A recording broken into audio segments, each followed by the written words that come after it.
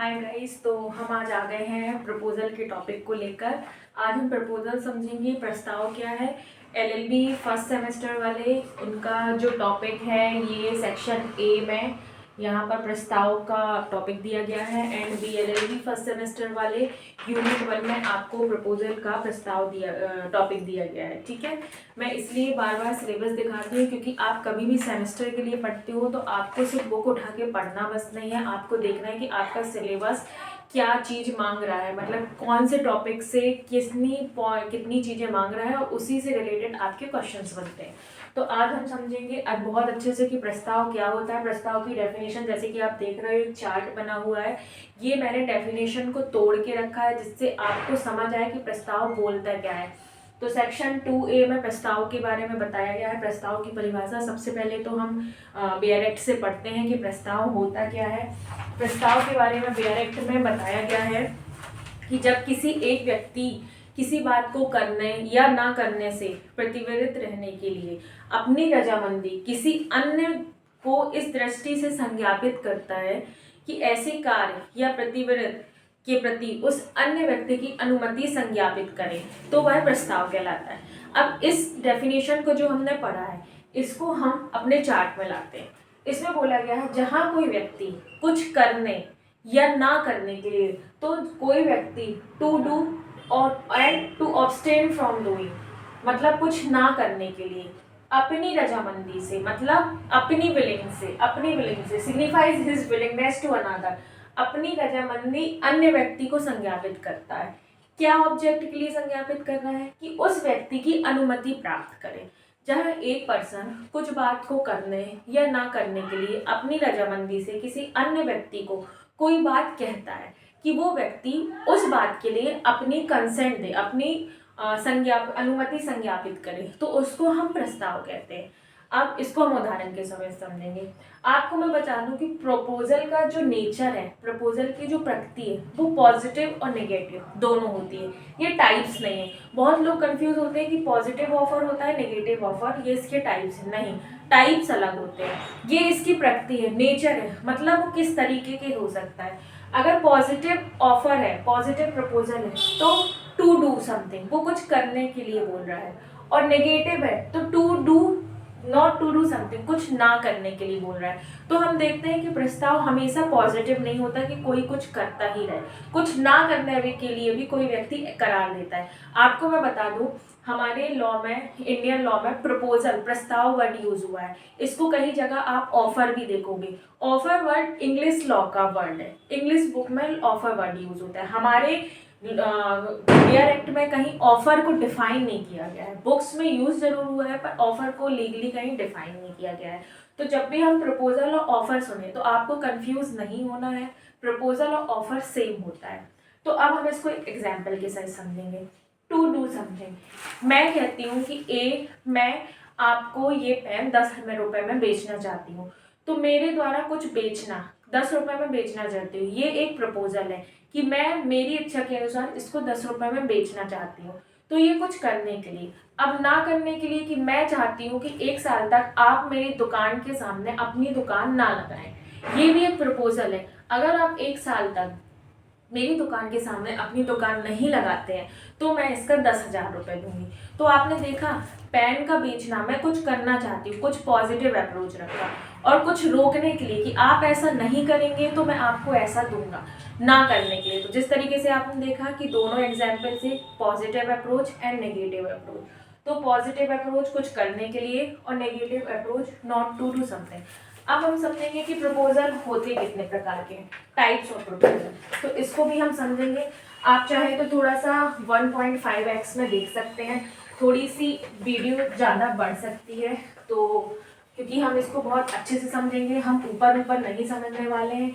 इसके landmark judgement की कौन सी जजमेंट लैंडमार्क है, और एलएलबी वालों को जजमेंट जो लैंडमार्क जजमेंट है वो उनके सेक्शन बी, आप सिलेबस देखोगे तो उनका जो पोर्शन सेक्शन बी है उसमें लैंडमार्क जजमेंट के कुछ केसेस दिए गए हैं कि ये पेपर में आएंगे, हम इसको भी बताएंगे।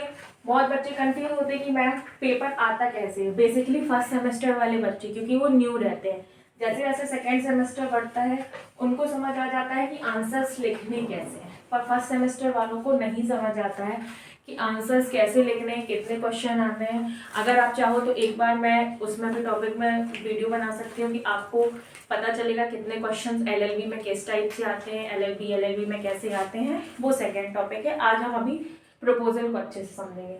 तो प्रस्ताव के प्रकार कि अब प्रस्ताव होते कितने प्रकार के, थोड़ा राइटिंग में कंसीडर कर लेना, बोर्ड छोटा है पर हम जितना है अच्छे से समझेंगे। पहला आता है जनरल सामान्य प्रस्ताव, जनरल ऑफर। अगर ये ऑफर लिखा है कंफ्यूज नहीं होना, इसको प्रपोजल भी बोलते हैं। सामान्य प्रस्ताव। अब क्या होता है सामान्य प्रस्ताव? सामान्य प्रस्ताव का अर्थ है कि ऐसा ऑफर जहां आप पर्टिकुलर कई लोगों को दे सकते हैं, आम जनता को, कई जनता को, आम लोगों को, कई एक समूह को, एक वर्ग को, एक ग्रुप को आप वो ऑफर दे सकते हैं। इसको हम एग्जाम्पल सहित समझते हैं। मेरा डॉग गुम गया है। अब मैं कई लोगों को बोल सकती हूँ कि अगर जो भी इंसान मेरा डॉग को ढूंढ के देगा उसको मैं 10,000 रुपये इनाम दूंगी। तो यहाँ मैंने पर्टिकुलर किसी एक पर्सन से नहीं बोला है। अब 100 में से जितने भी 100 लोगों को मैंने ऑफर दिया, 100 में से कोई भी मेरे प्रपोजल को एक्सेप्ट करके मुझे मेरा पेट ढूंढ देगा, तो जो भी ढूंढेगा वो उसको रिवॉर्ड दूंगी। यहाँ किसी पर्टिकुलर एक इंसान के लिए नहीं है, ठीक है। तो जनरल ऑफर सेम यही होता है बेसिकली, जहाँ आम जनता को जनरल ऑफर होता है। समान प्रस्ताव, जन सामान्य या जनता के किसी वर्ग को दिया गया प्रस्ताव। Offer made to public at large और to do the whole world, and such offer is accepted by anyone from among the public who has the knowledge of it.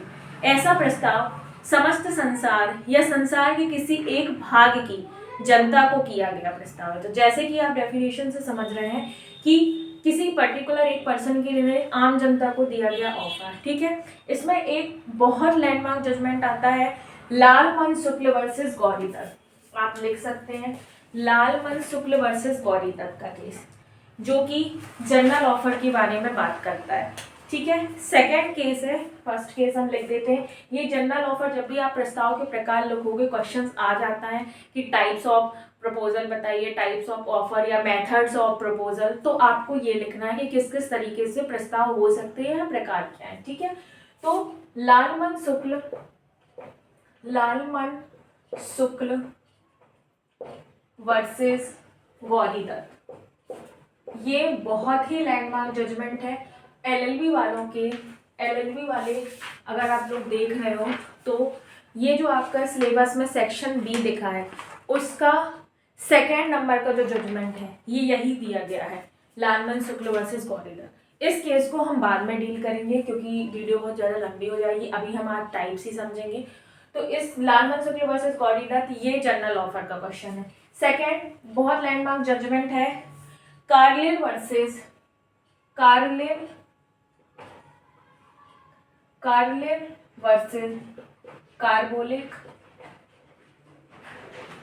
Carbolic smoke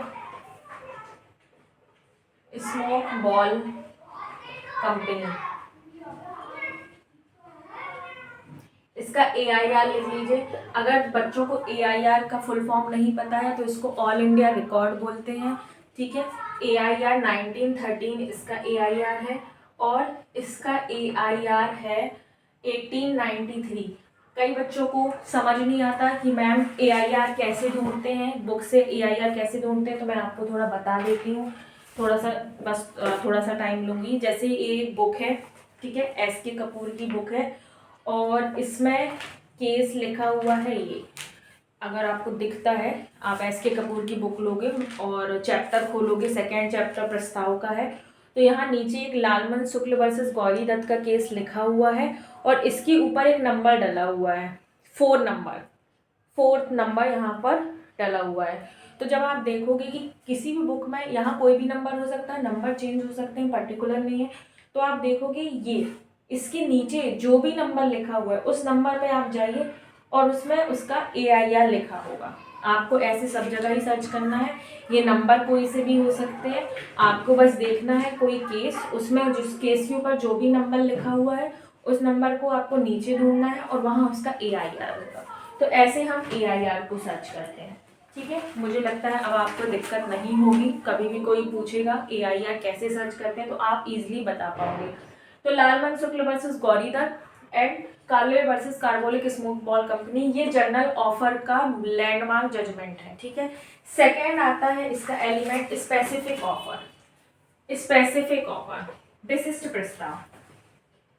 विशिष्ट प्रस्ताव जैसे कि शब्द से ही पता चल रहा है, स्पेसिफिक किसी एक पर्सन के लिए, पर्टिकुलर कोई पर्सन है, पर्टिकुलर कोई पर्सन है, उसको हम कोई ऑफर दे रहे हैं। A B से बोलता है, राम श्याम से ही बोलता है कि मैं ये पेन आपको बेचना चाहता हूँ। यहाँ राम ने सिर्फ श्याम से ही बोला, वो पेन श्याम से ही, श्याम को ही बेचना चाहता है।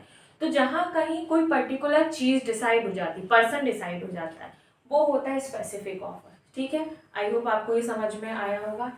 इसको हम बता देते हैं।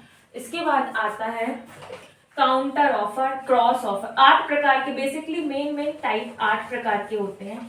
अभी मैं आपको लिख के भी दे दूंगी, आप बोलेंगे तो इसका पूरा चार्ट बना के दे देंगे कि मैम कैसे ऑफर होते हैं, कितने टाइप के, एक जगह आप लिख के दे दीजिए। अभी मैं इसको पर्सनली एक्सप्लेन कर रही हूँ अंदर से। ठीक है, तो हमने जनरल ऑफर समझा, स्पेसिफिक ऑफर समझा, अब हम एक समझते हैं क्रॉस ऑफर, प्रति प्रस्ताव। क्रॉस ऑफर, क्रॉस ऑफर थोड़े शब्द अलग लग रहे होंगे, पर क्या करें, हमको पढ़ना है, लॉ के वर्ड्स हैं तो हमको ये रिप्लेस नहीं कर सकते, इनको पढ़ना ही पड़ेगा। क्रॉस ऑफर क्या होता है? प्रति प्रस्ताव। प्रति प्रस्ताव का मतलब होता है कि एक ही समय पर जो ऑफर आपने दिया है वो सेम टाइम पे रिवर्स होना, क्रॉस होना। इसको एग्जाम्पल में समझते हैं। ए बी को अपनी बाइसिकल 10,000 रुपये में बेचना चाहता है। तो जब ए बी को अपनी साइकिल 10,000 रुपये में बेचना चाहता है, इसने एक ऑफर दिया, उसी समय बी को नहीं पता था और बी ने भी ए को ऑफर दिया कि मैं आपकी साइकिल 10,000 रुपये में खरीदना चाहता हूँ। तो सेम टाइम पर सेम ऑफर, जब सेम टाइम पर सेम ऑफर दोनों पार्टीज के द्वारा, प्रॉमिसर और प्रॉमिसी के द्वारा, दोनों पार्टीज के द्वारा ट्रांसफर होते हैं तो उसको हम क्रॉस ऑफर बोलते हैं। अब हमने प्रॉमिसर और प्रॉमिसी वर्ड यूज हुआ है, तो मैं आपको बता दूं, प्रॉमिसर और प्रॉमिसी किसी भी ऑफर में कोई भी एग्रीमेंट करते हैं तो दो पर्सन पार्टीज रहते हैं।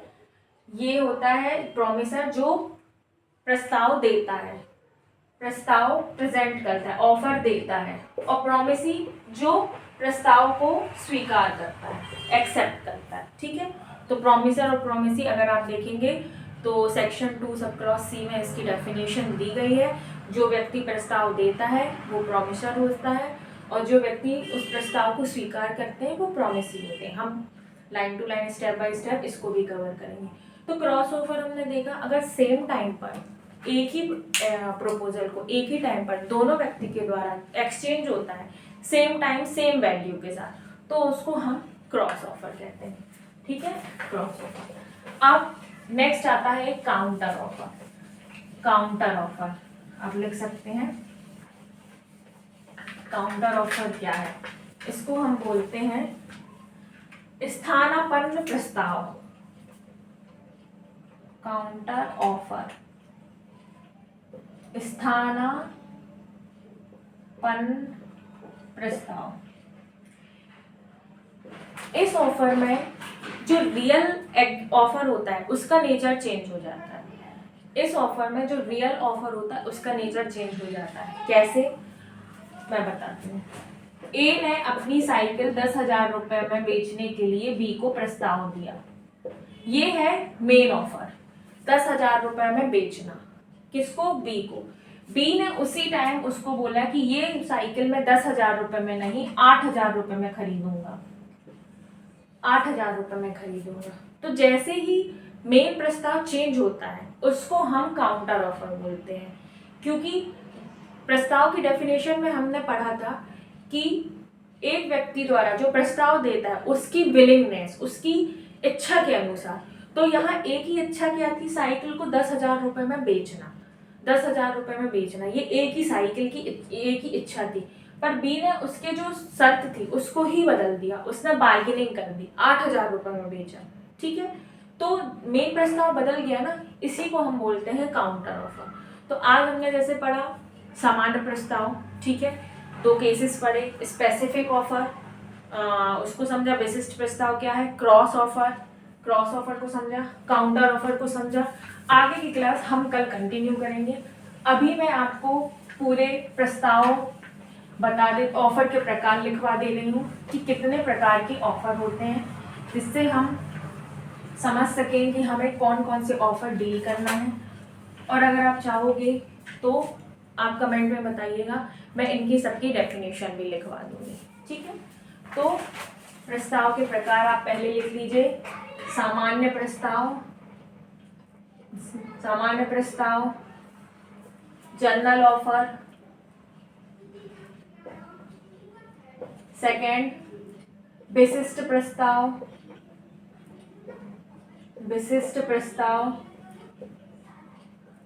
स्पेसिफिक ऑफर, थर्ड प्रति प्रस्ताव, क्रॉस ऑफर,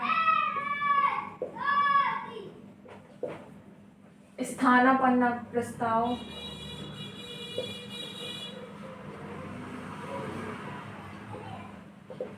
काउंटर ऑफर। ठीक है, ये 4 हमने आज कंप्लीट किए। कल हम कंप्लीट करेंगे स्थायी प्रस्ताव,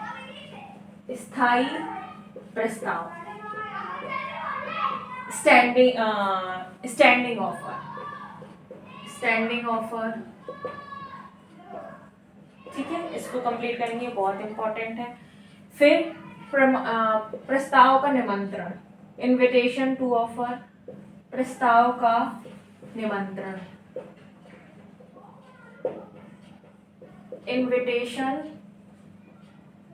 इनविटेशन टू ऑफर।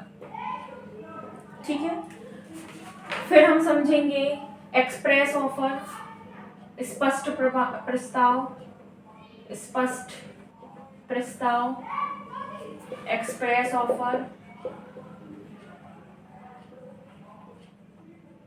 और नेक्स्ट हम समझेंगे गर्भित प्रस्ताव, इम्प्लाइड ऑफर, गर्भित प्रस्ताव, इम्प्लाइड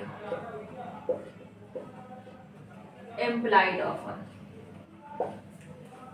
3, 4, 5, 6, 7, 8 प्रकार के आपके मेन प्रस्ताव के प्रकार होते हैं। ठीक है, हमने 4 प्रकार के प्रस्ताव को डील किया है। नेक्स्ट क्लास में हम और 4 प्रकार के प्रस्ताव को डील करेंगे और 2 लैंडमार्क जो जजमेंट है, लालमन शुक्ल वर्सेस गौरी दत्त, कार्बोलिक एवं स्मोक बॉल कंपनी का केस, और इसके जो भी लैंडमार्क जजमेंट होंगे हम वो भी कवर करेंगे। नेक्स्ट क्लास में हम प्रस्ताव के आवश्यक तत्व कवर करेंगे। ठीक है, तो थैंक यू, मिलते हैं नेक्स्ट क्लास में। आई होप आपको पसंद आया होगा, और आपकी अदर कोई क्वेरी है आप प्लीज़ मुझे कमेंट में ज़रूर बताएं। Thank you.